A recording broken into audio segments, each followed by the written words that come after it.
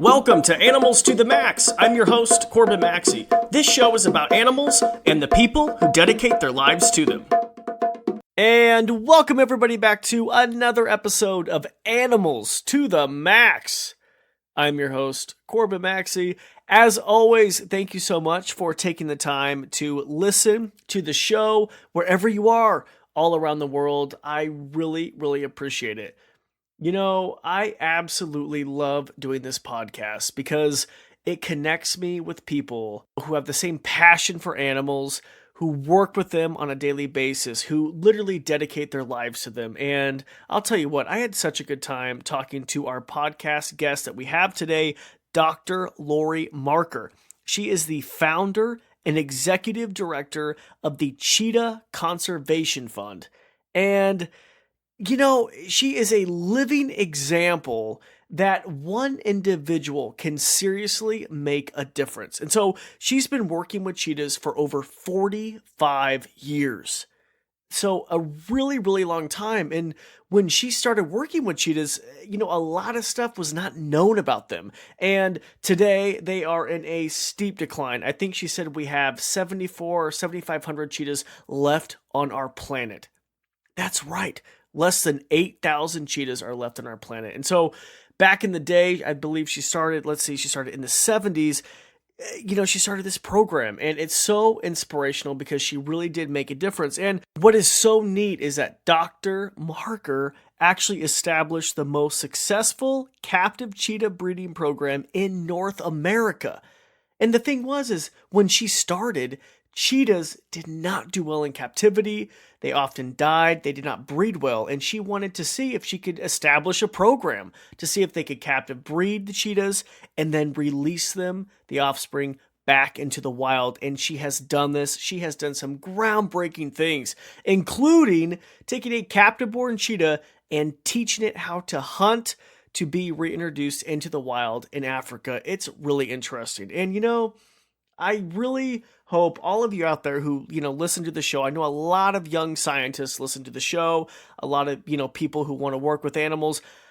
A lot of you feel like, oh man, I mean, could I really make a difference? Just look at all these negative things that are happening right now. Habitat loss for all the animals, you know, just human-animal conflict, all these negative things we hear about on the news, climate change, hello.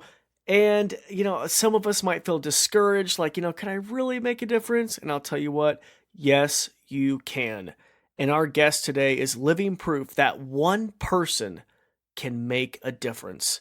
So I hope you all enjoy my interview with Dr. Laurie Marker from the Cheetah Conservation Fund. Thank you so much for taking the time to do the interview. Well, you know a bit about us. How did this come about? Again, I'm just coming out of the blue. I don't know. Well, yeah. From the bush. From the bush. Well, I'll tell you what, I've known about the Cheetah Conservation Fund for a long time. Cheetahs have always been a popular topic on the podcast, and I really wanted to talk. Yes, I really wanted to talk to you because you are a pioneer and you have dedicated your life to cheetahs. According to to your website, you've been working with cheetahs for 45 years. Long time. Yep. Wow. Where do we begin with your career? I mean, was it always cheetahs when you were growing up? No. I grew up riding horses, so I'm an animal person. So I had lots of animals, dogs and goats and rabbits, and I was going to be a veterinarian, and I ended up at the wildlife safari in their veterinary clinic, and that's the first time I met cheetahs and found out about them, and they took my heart. Yeah, and that was my life, but beyond that. I was going to say, because you dedicated your whole life. So was it just cheetahs? Were you also interested in other big cats, or just for some reason cheetahs were like, wow, this is like where I need to be. This is what I want to work with.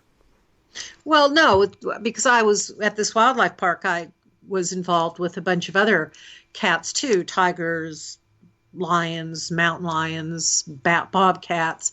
And though nobody knew anything about cheetahs. And so I think that's what fascinated me most, is that I kept asking about cheetahs and nobody could give me any answers. And so kind of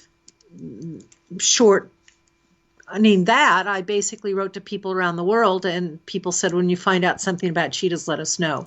So that created a lifetime of knowledge and trying to share it, and kept putting books out and sharing with people everything I can share about the cheetah with anybody who wants to hear. So what did you want to learn about the cheetah? Were your questions about them in captivity, their wild status? Is that what was going on? Well, yeah, everything. I mean, I kept wondering about them. They didn't breed well in captivity. Nobody could tell me anything about them. And they would say really there were so few in captivity. Even though people had them for like 5,000 years, nobody knew anything about them. So they didn't have a very long lifespan. They got a lot of diseases. They didn't breed well, and we were losing them in the wild, and nobody could help. Nobody cared, really. They just said, if you find something out about them, let us know. That was a long time ago. There wasn't a lot known about anything back then. And so I guess being a pioneer, I opened the doors on a lot of different species, but the cheetah was what took my life. When I started this back in the early 70s, nobody knew what a healthy free-ranging cheetah ever looked like. So our research and data has brought that forward to be able to be the baseline for what health of a free-ranging cheetah looks like and how we could emulate that in zoos. So how long, okay, so you arrive at the Wildlife Safari Park in Winston, Oregon, correct? That's right. How many cheetahs did they have at that time? Oh boy, 4, 5, 6, maybe 6, maybe 8, I guess. And so you were immediately drawn to them. When do you decide to say, you know what, I need to venture out on my own and move to Africa and start the Cheetah Conservation Fund? That's a huge leap. Well, and took a number of years. So my first time in Namibia was in 1977. And so at that point in time, I was doing a research project where I taught a cheetah how to hunt that had been born in captivity. But when that brought me into Namibia, and that is where I realized that farmers were killing cheetahs like flies without even any reason. It was just what people did. You see a predator, you kill a predator, and they had no idea that the cheetah was vulnerable. Again, Namibia at that point in time was in a state of war and trying to get their independence. And so the cheetah was just a predator that they'd see and they'd kill. So hundreds of cheetahs were being killed per year when I was there in the 70s. And from that, coming back to America, I thought if I told somebody, everybody, anybody, that someone would actually go out there and try to help save the cheetah. What I found at that point in time, that there is no someone. I call that the they factor, that they will take care of it, and there is no they. And so I realized that if we were going to save the cheetahs, something had to be done. And so it was still another close to 10 years that I finally set up the Cheetah Conservation Fund. But in those meantime, I traveled back and forth to Namibia and to other range countries throughout Africa, trying to find out a lot more about the problems facing the cheetah outside of Namibia and these other countries. They were all similar: loss of habitat, human-wildlife conflict, people were killing them, nobody knew anything about them.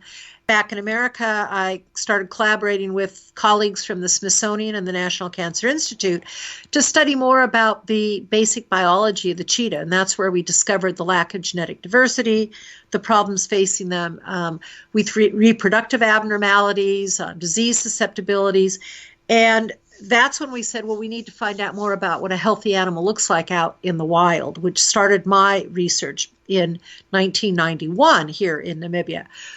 But I then moved from Oregon to the Smithsonian, to the Washington, D.C. area, and from there, working in Washington, D.C., and trying to work also back and forth with Namibia. Namibia was not independent at that point in time.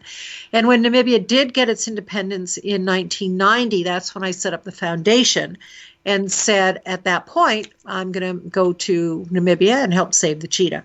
But it was a process that, again, I didn't know that I was going to be the one who was going to do it. I thought that there was a they, that there's some big organization that was going to go save the world. But nobody does it unless somebody picks the ball up and does it themselves. That's why you're such an inspiration. That's why I wanted to have you on the podcast, because we have so many young listeners. Like, one person can really make a difference.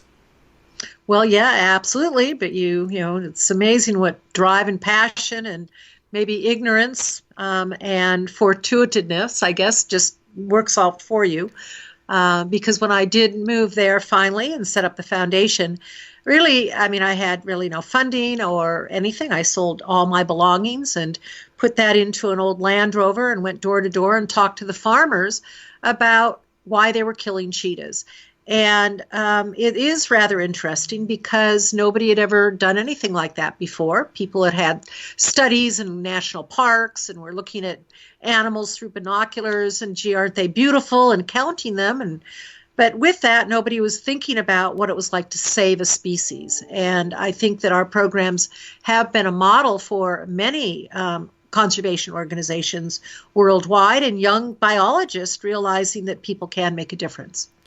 Yeah, I mean, so were they having a very bad effect, like with the livestock, or were other predators coming in and were the cheetahs being blamed for it because they were seen? But from what I know, cheetahs rarely scavenge, correct? Is that true? Right. They're not a scavenger. They can only kill and eat fresh prey, but there is a perceived, and so a lot of it is the perceived threat to their livestock. So cheetahs have huge ranges, so they're covering home ranges of about 800 square miles in what their movements are. And putting that into perspective, in Namibia, they're covering about 20 farms.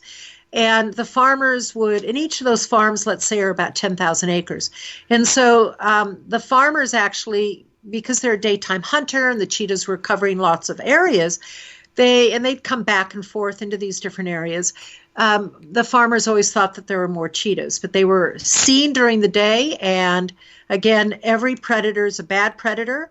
So remember back in the 70s, and I think that the awareness has been maybe brought about more maybe in the last 10 years, is that predators were something that we as humans have killed forever.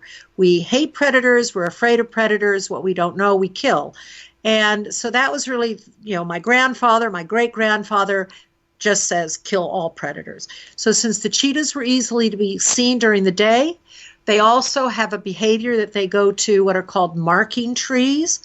In Namibia, they're also called play trees, newspaper trees, where they go and leave their scat, urine. And from that, the farmers found that they could easily set up cage traps there. And if you caught one cheetah, you could catch an entire family. Once they caught them, they would just kill them.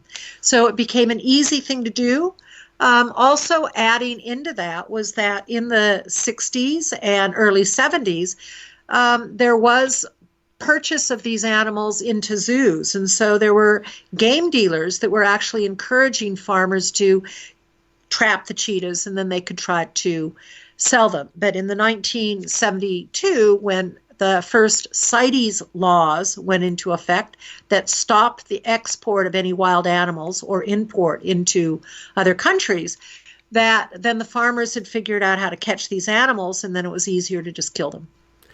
Is it hard? And I'm sorry, I'm like listening to this story and it just mirrors what's going on where I'm from in Idaho regarding wolves. I mean, it's like smoke a pack a day. And we've done actually our most listened to episode. I interviewed someone from the Wolf Conservation Center and people were just at each other. I mean, and I tried to look at both sides. I interviewed someone from the Conservation Center and I actually interviewed a hunter, which was hard. But I mean, so my question for you is it's hard to put your emotions aside when you're talking to these farmers? Like at first, was it just like, you just wanted to scream and say, stop killing these animals?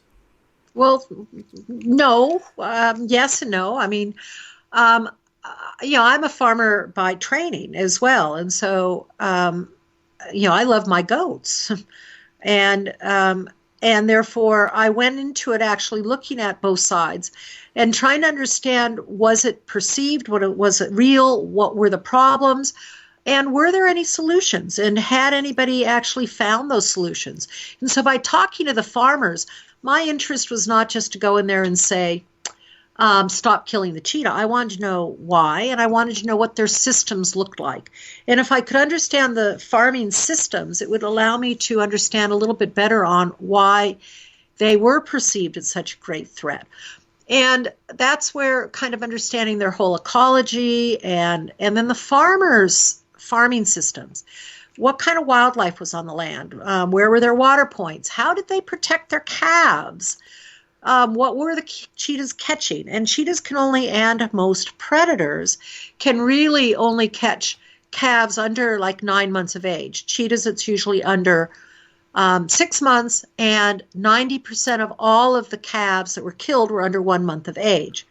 Cheetahs can also catch small stock, goats and sheep.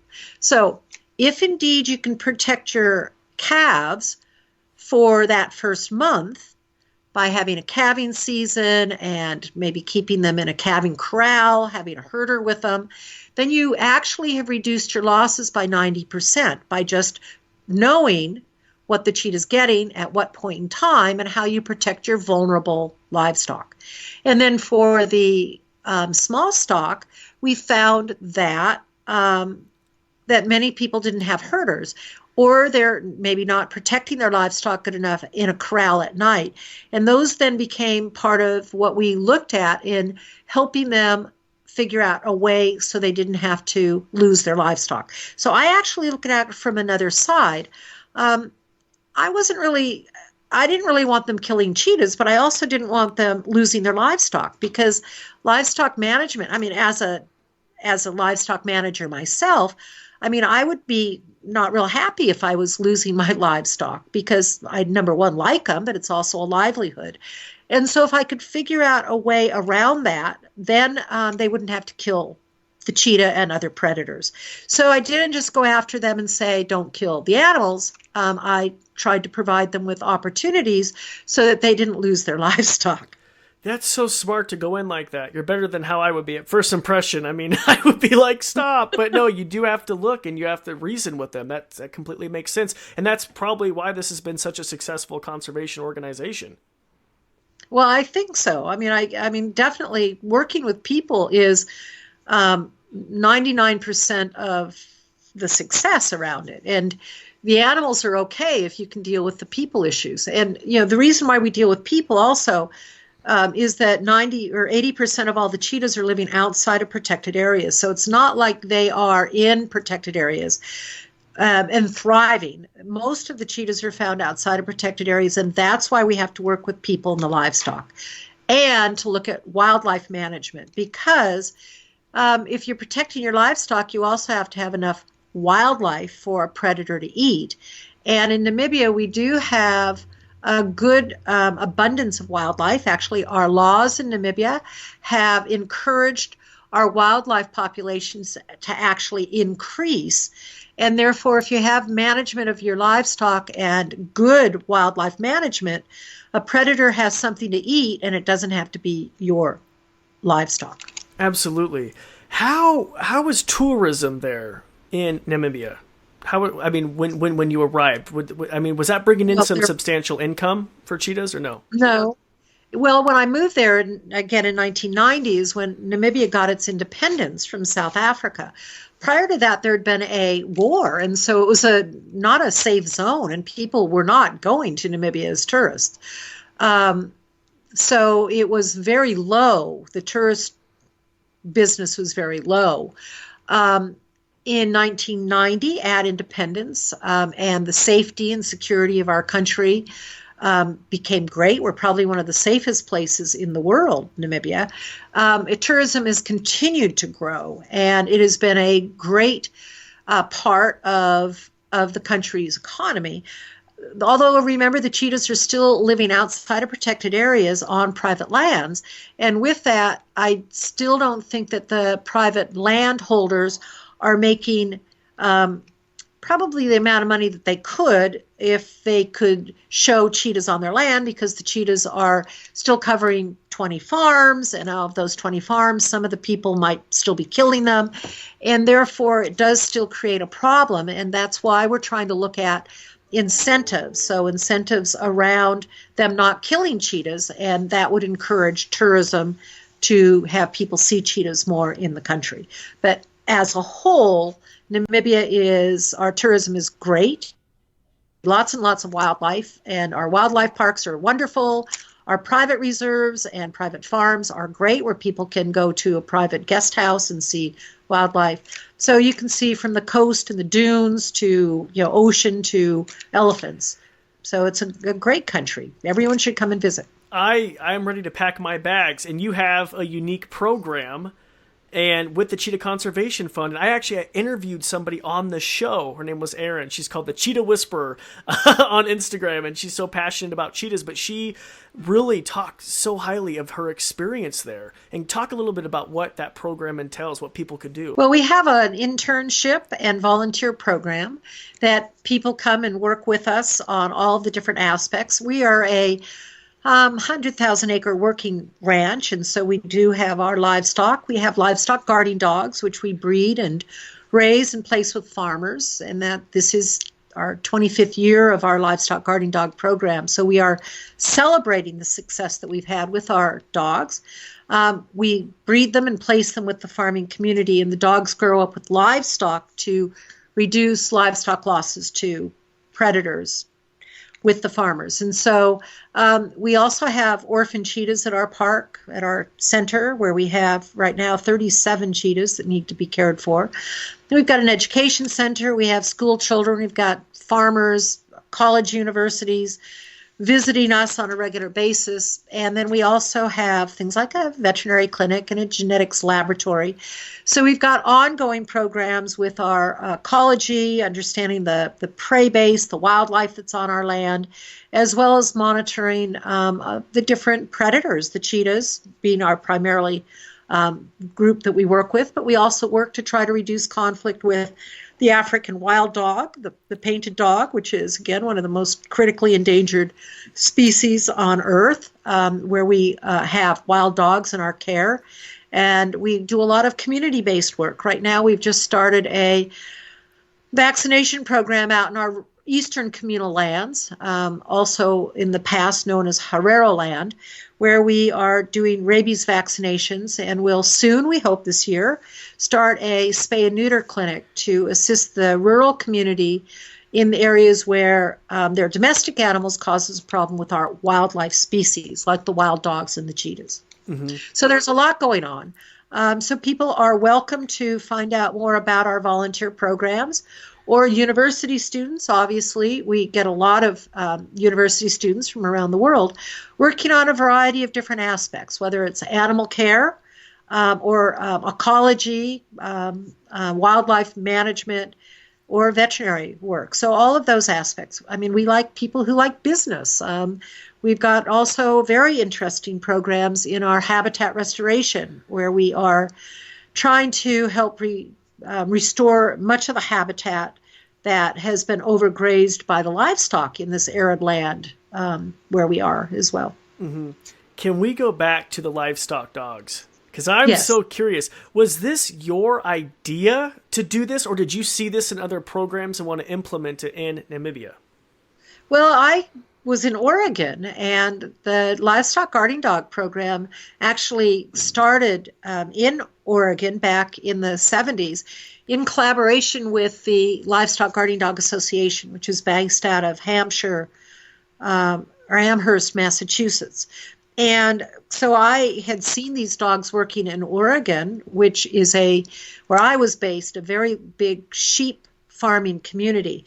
And so in watching how the dogs were doing, I thought, man, I think these dogs actually could work over in Namibia. And so in working with the farming community, I suggested that we give it a try. And I brought the dogs in 1994, a group of 10 the first year. And from that, the program was very successful. And we have continued to succeed, bring new bloodlines in, but have now bred and placed about 650 of these dogs in the past 25 years. So it's been a big program, a big process, and we monitored it very closely, and probably more so than anyone in the U.S. ever did, but just showing that it can work, and it works very well, not only just to protect livestock from cheetahs, but from all the other predators, from leopards and baboons, jackals, caracal, but the dogs work very well. And we even say, even against domestic dogs, which often are a big problem for livestock, especially here in the United States, but also in Africa. So 25 years ago when I brought the program in, I had just seen it work in Oregon and thought that it would be very successful in Namibia, and it has been. Yeah, I was going to ask if it works for other predators, but you said yes. That's great. And even for the wolves here in the United States against coyotes too. So those are very important programs that we brought forward that have now been modeled. We've helped develop a really successful program in South Africa. We tried to get the program going up in Tanzania. We've seen a lot of people here in the United States actually start looking at the use of the dogs and watching what we've done. People in Europe are using them. They are a European breed. We use a Turkish breed called the Anatolian Shepherd or the Kangal dog, which have been used for about 5,000 years in Turkey. But because of the work that we've done, we've actually brought this back into people's thinking about living with predators. So protecting your livestock is something that can be done, and the use of dog or dogs. If you're working with wolves, you need a multiple number of dogs. And then again, looking at how that fits into your whole livestock management program. As I always say, it's not a silver bullet. It is one piece of a integrated management system that needs to be used and encouraged for our farming communities. And I'd like to say that that then could be reinforced through our consumers who are buying meat in the world by realizing that all the meat that everybody's eating is killing all of our predators everywhere in the world. And predators are actually very important to maintain a healthy ecosystem and to helping promote biodiversity. So where you have a top predator and a healthy ecosystem, your biodiversity within that system is much healthier. And top predators allow for that to occur. So I always feel that having good protection and taking care of your livestock is very important. And the livestock guarding dogs have been an amazing part of this process and can be used in many other places in the world. That's great. Do you know how successful it is? Like 90% success rate, 95, or have you done any of that research? Do every dog, and for 25 years, we've been keeping the data going. Yeah. And it's an ongoing process. But what we find is between about 75 to 100% success rate of having the dogs. And the dogs know what to do. We have to train the farmers in how to monitor and raise the dogs up. Mm-hmm. And again, it's not a silver bullet. It's a piece of an integrated program. But the dogs don't need training necessarily. The farmers need to be trained to know how to best care for their dogs so that the dogs do the right thing. Mm-hmm. Have you seen the population of cheetahs increase since you first visited Namibia in the 1970s? Well, we have seen the population stabilize, and we've seen the killing reduce, but the numbers of cheetahs have not necessarily accelerated because of a variety of other issues. We've seen range changes where they've moved over into the western areas of the country where they were not found previously because of, they were a long time ago, but because of the lack of wildlife and poor livestock management, they'd been killed out. But so we are seeing a change in the range over to the west. We've also seen, though, an increase of leopards in the central farmlands where the cheetahs have historically been. And with that, we're seeing conflict now with the leopards quite a bit, where the leopards have been killing cheetahs fairly regularly, and that has caused us some problem. This is probably because the leopards, again, have come back into areas where they were not in previous years. They've been killed out. And the cheetahs are naive. And so there is a bit of naivety with that. And from that, we are, again, watching, we hope, a stabilization of the population. So how many can grow, I'm not sure, because there's still always going to be that numbers of habitat, numbers of prey, and how many we're all going to balance out so that a predator can have enough prey to eat. So you mean an adult leopard, like killing an adult cheetah? Yes. Really? Yeah. more times than I want to be able to tell. Are you serious? So will they eat the cheetah? Because don't they usually eat about, will they eat or is it just, they'll just kill it? They'll kill, but they, might bite into it, but usually it's mostly just killing. I've never heard of that. I mean, I've knew of leopards doing that with cubs, but never adult cheetahs. Yeah, and if you're in a game reserve, that's the big problem also, is that lions and hyenas will and can catch adult cheetahs and cubs. So the cubs are also very vulnerable. But the cubs are also vulnerable to things like baboons, which will grab them and pull them apart. So, baboons are pretty nasty creatures. We like baboons too. So it's just how you get to know them and how you live with them and how you understand their behaviors. So everything's a bit about understanding the behavior and how they're all living together and trying to make a plan. Because it would be very hard to be a cheetah in the wild because they're at the bottom of the totem pole, correct, regarding the big cats or just the predators in Africa? Yep.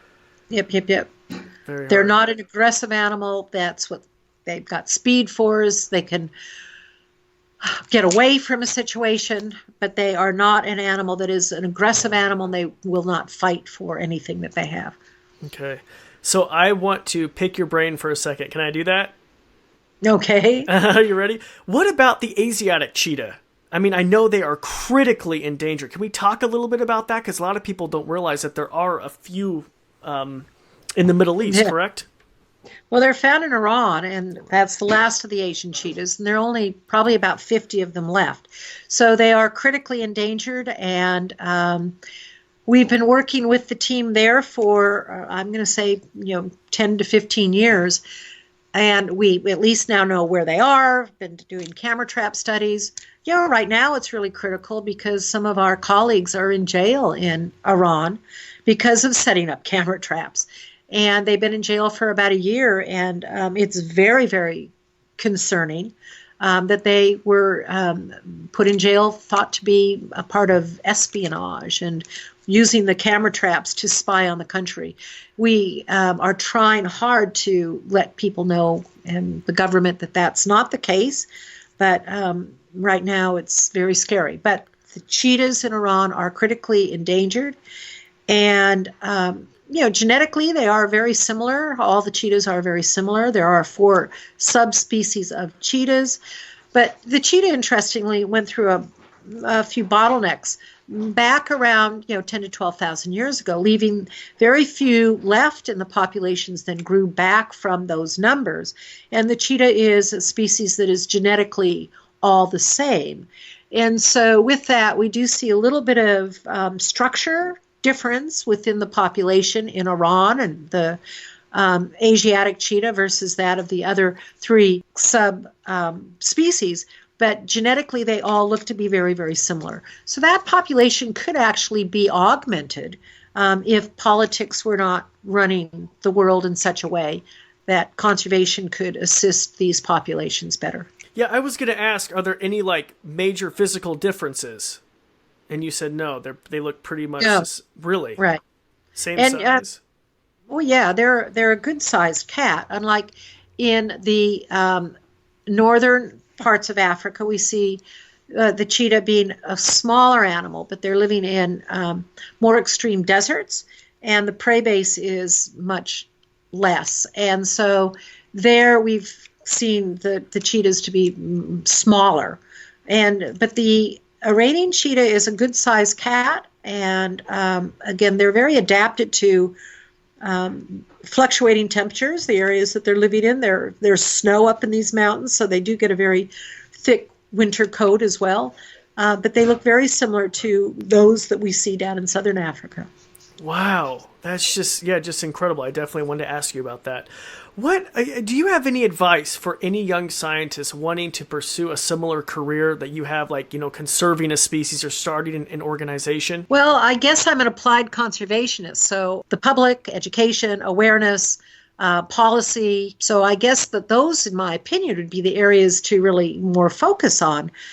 And most of these animals are, dealing with human issues. And so we've got to actually address the human issues where it is overlapping with that of the survival of these different species as well.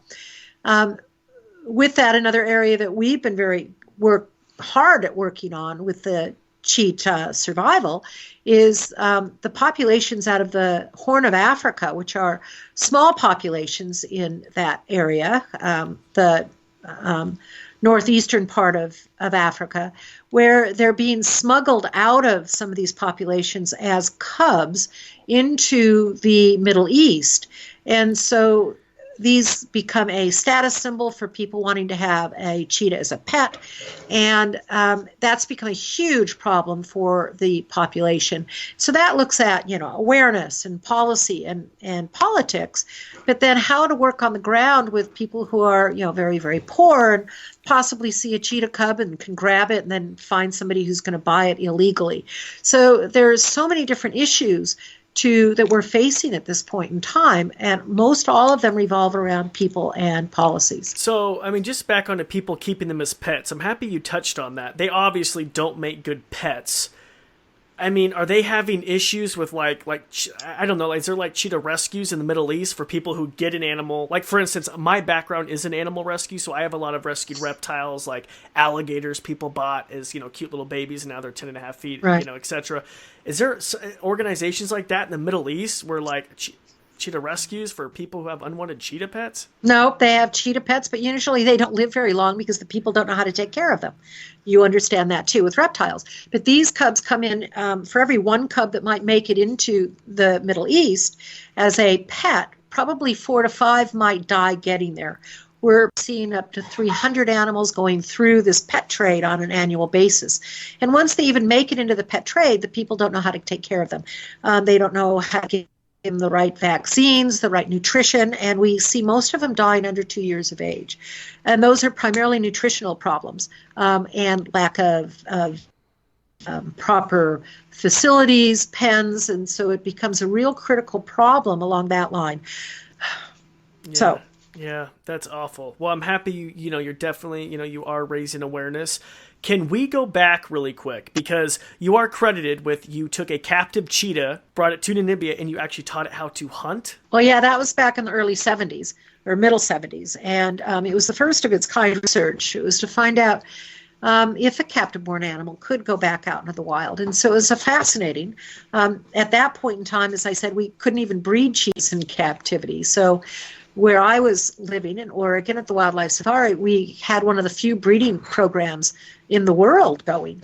And when I came back, because I'd realized, yes, I could teach cheetah how to hunt, but first we needed to get them breeding. And second, why weren't we keeping wild animals living in the wild, which I thought was probably the most important thing to do versus trying to take an animal and re-wilding it. But then again, coming back to the zoo background, is that people needed to find out if we could breed the animals. When I got started in Oregon, we had the 17th litter ever to be born in captivity.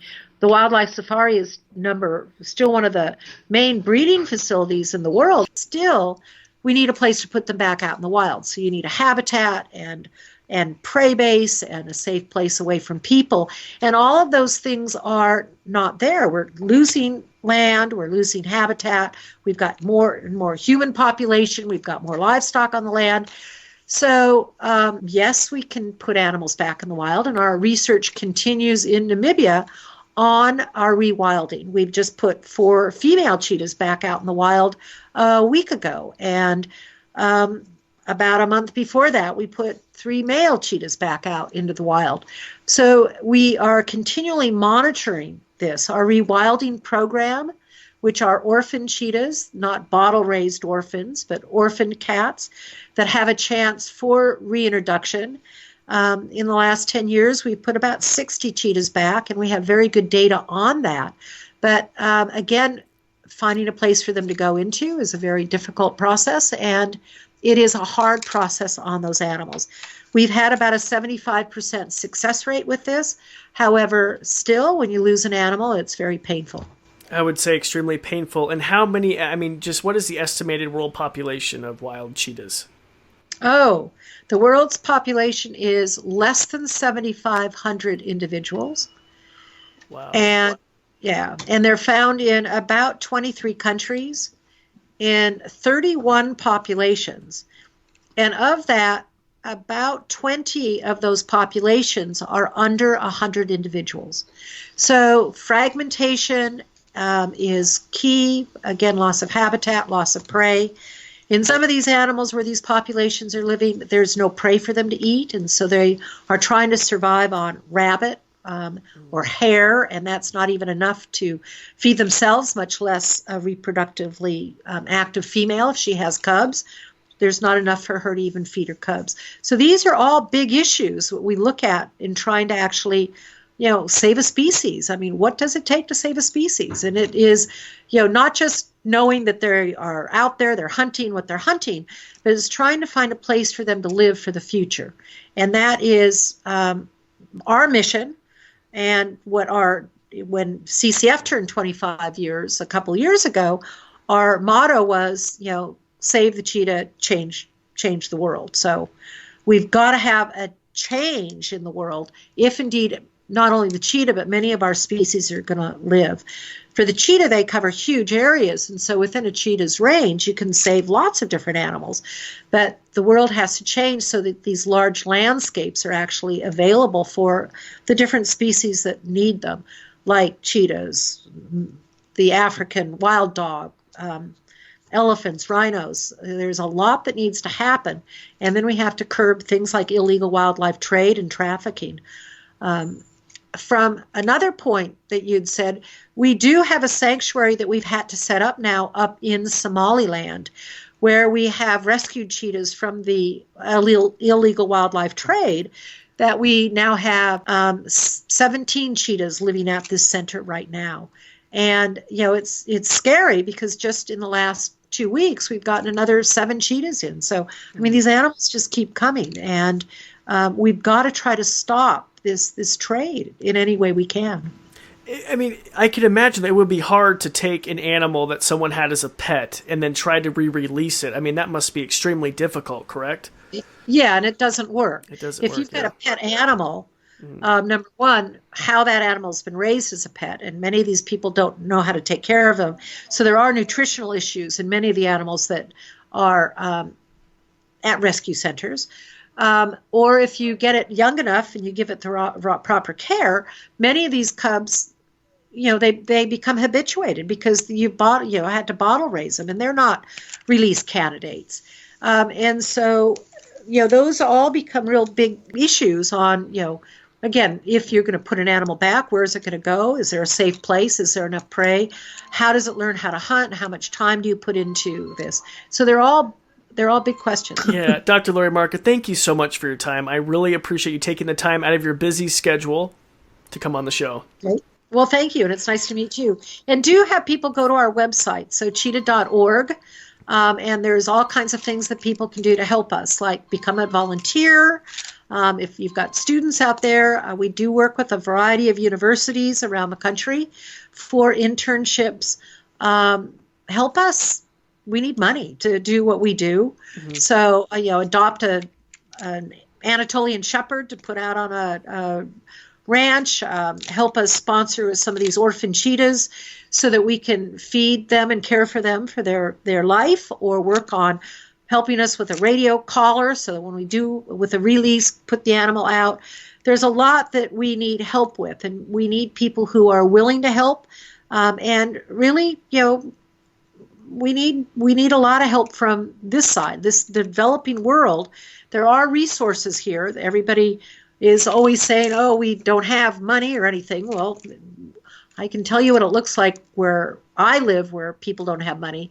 And there's always still ways that people can get involved. So every little bit helps, and we ask for people to get involved with us to help save the cheetah and change the world. So, Dr. Marker, where can people see you in the United States? Well, I am traveling through the United States on my annual lecture tour for the next about month and a half. And so I'll be from the West Coast, East Coast. I'll be in New York and Washington, D.C., Northern California, Southern California, Denver, Arizona, Dallas, Texas. So I'm a bit everywhere. And our website has all that information on the places I'm going to be. And if you want to see me, ask. Yeah, that's great. My goodness. Are you ever tired of traveling?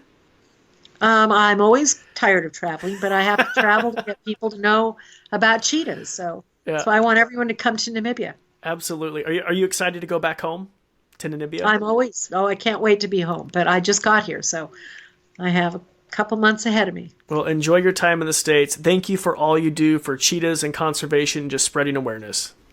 Thank you. Let's talk again. Thanks for listening to the Animals to the Max podcast. Please make sure to hit subscribe and leave a rating. It really helps me out. I also encourage you to check out CorbinMaxey.com. You can contact me there personally, even suggest a podcast guest, or if you just want to learn more about animals.